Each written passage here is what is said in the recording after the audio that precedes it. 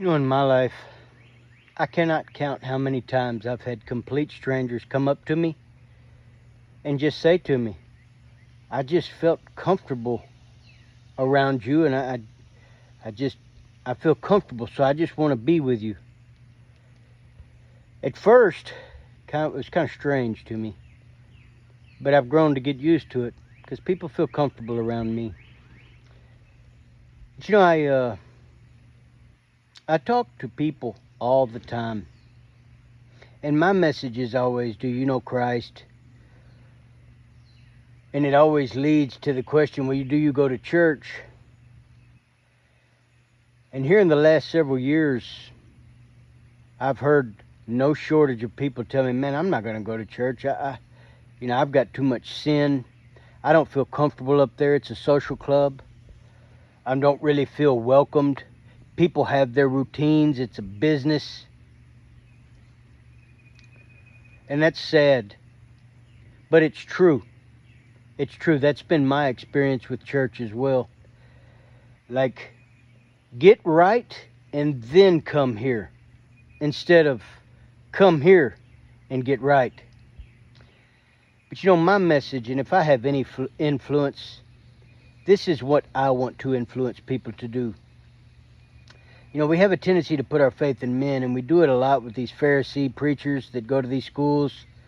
And for some odd reason, they don't use their education to build others up.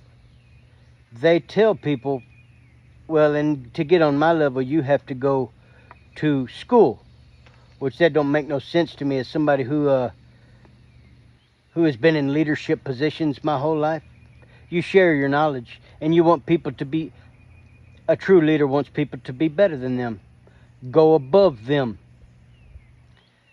But it reminded me of something that happened to me yesterday. I have a little hay shed, and I come out here to sit down in the evening, and I hear this god-awful sound. I thought a bunch of cats were fighting.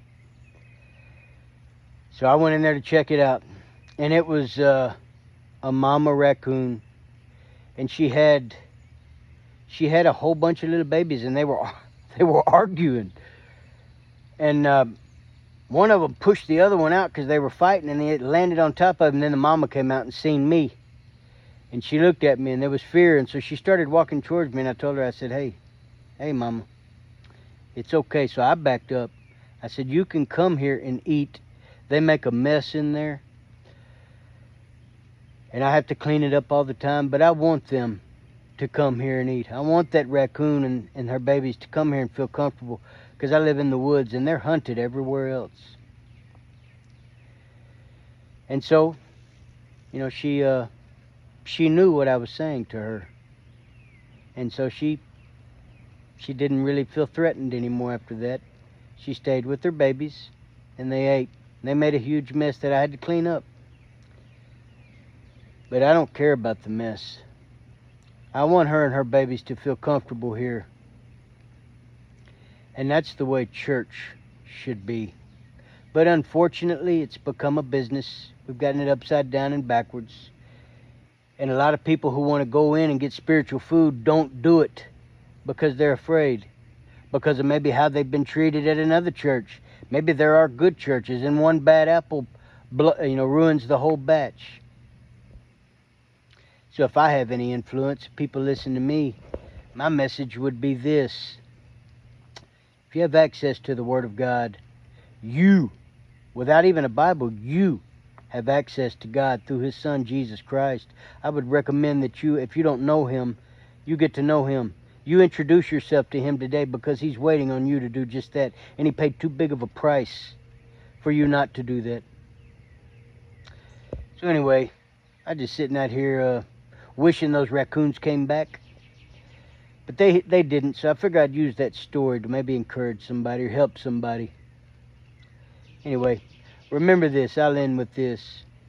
Where two or more gather in His name, He is there. But I'm going to tell you this. I've been isolated, locked up, incarcerated by myself. And He was still there to hear me.